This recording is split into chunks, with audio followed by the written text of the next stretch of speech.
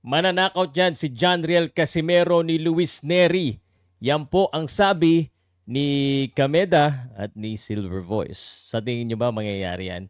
Pag-usapan natin kung posible ba talaga na manakaut or, well, prediction na nila yan.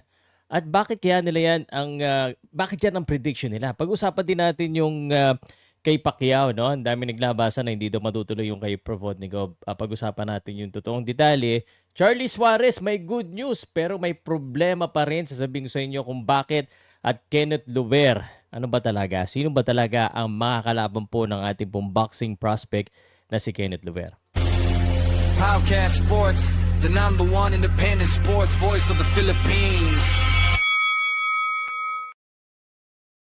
Magandang araw po sa inyo lahat. Salamat po sa continuous support sa ating pong podcast style content every day. Ang pag-uusapan natin ngayon, dami nagme-message agad, sabay-sabay. Anyway, mag-usapan muna natin. Kasi meron ba muna? Mamaya na yung kasi meron, okay? Para excited kayo. Okay, unang-una, gusto ko muna sabihin sa inyo yung detalye regarding kay Pacquiao. So, even before naglabasan itong mga balita na ito, may nagbubulong sa akin na sabi, yun na nga, sabi hindi daw matutuloy ang laban na yan. Hindi ko pa alam yung detalye. Pero ngayon, may mga naglalabasan po, although there's nothing official. Ang medyo, of course, medyo nakakalungkot dito kasi may naglabas na ng tickets, may website na, may poster na, and may mga company na associated. So, ito ba ay case ng premature promotion? Hindi pa pala, kumbaga, bayad umano, no? Allegedly kasi, ang dahilan po daw kung bakit hindi ito matutuloy ay wala pang down payment sa bayad si Manny. Kailangan kasama yan sa usapan. So, yun po yung pinakadahilan. Ngayon, nakalungkot ito sa mga fans kasi may mga fans na nag-aabang eh. But nonetheless, ngayon mukhang malabo na kasi although sa international discussions wala pa akong nakikita naglalabas sa mga local media. Usually yung mga local media na nagre-report kay Pacquiao naglabas na rin na gano'n na nga. So, nakakalungkot. Sayang, no? Ang tanong na lang dito maisalba pa ba ito? Mapagbayad pa ba kaya yung ano? Ang allegedly, sabi sa akin, kaya nga daw nagbebenta ng ticket para magkaroon ng pambayad. Yung problema, yun, may nabenta kaya. Yun ang tatanungan. But anyway, yun ang dahilan diyan kay Pacquiao. So, yan Manny Pacquiao. Meron pa Ang dami pa rin naglalabas ng ganito. Next natin pag-usapan, ito si Charlie Suarez. Charlie Suarez, good news, WBO, naglabas na naman ng mandato at sabi dito, lightweight mandatory championship contest negotiation between Emmanuel Navarrete and Charlie Suarez. Now, at may presyo pa dito, mura lang, 150,000. 150,000 ang minimum bid.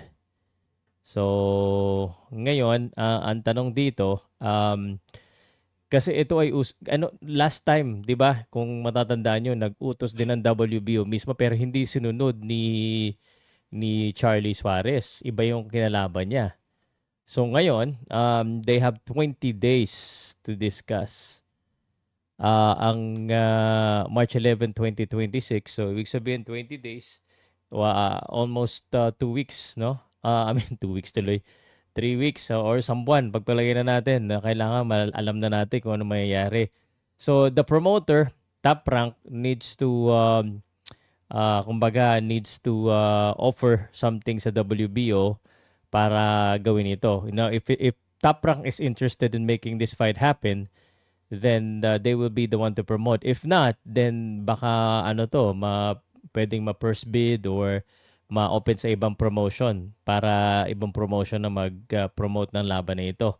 Sana lang, no? Because this is just the first step. I hope Bob Arum and Top Rank promotes this fight. Because Charlie Suarez deserved the fight after that controversial no contest. So, ayan ang update po dyan. So, there's really no fight yet. It was just WBO giving or noticing Babarum.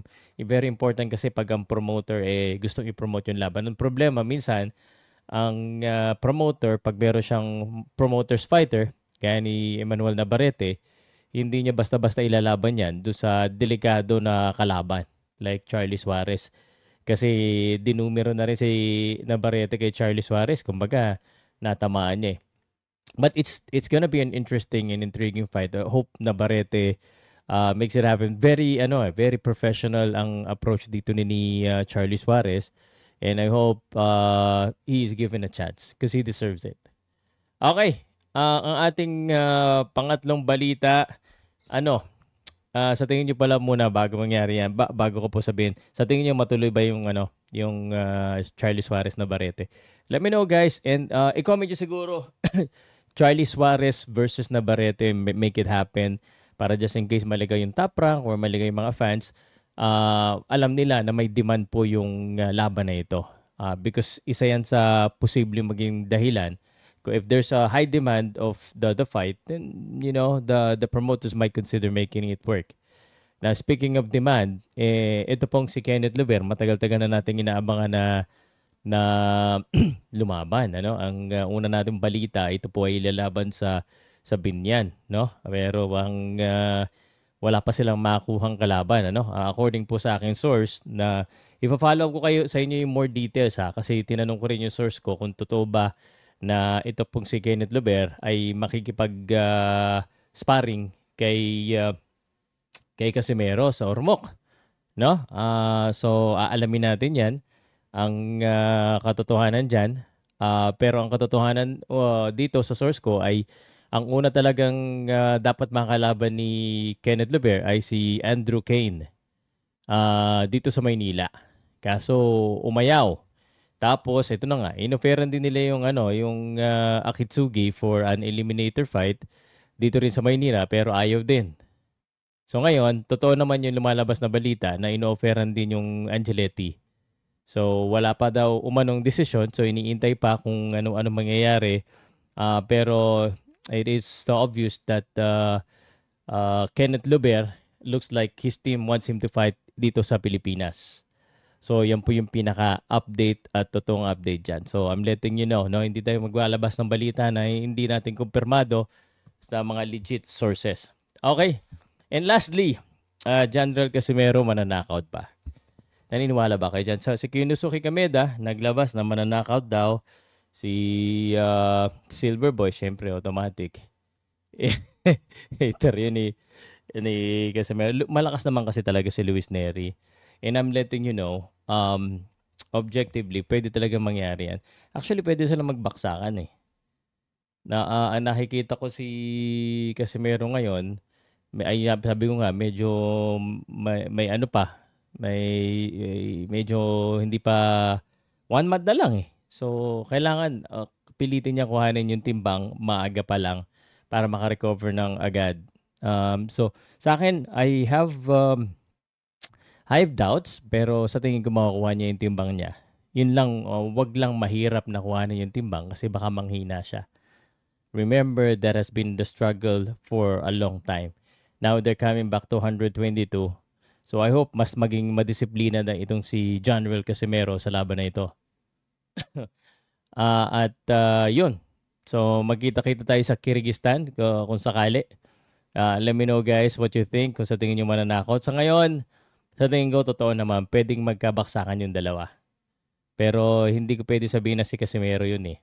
Pwede rin kasi si Luis Neri kasi kung sino talaga yung mas kondisyon. Sino yung mas disiplinado sa kanila, yun ang mananalo. Very simple.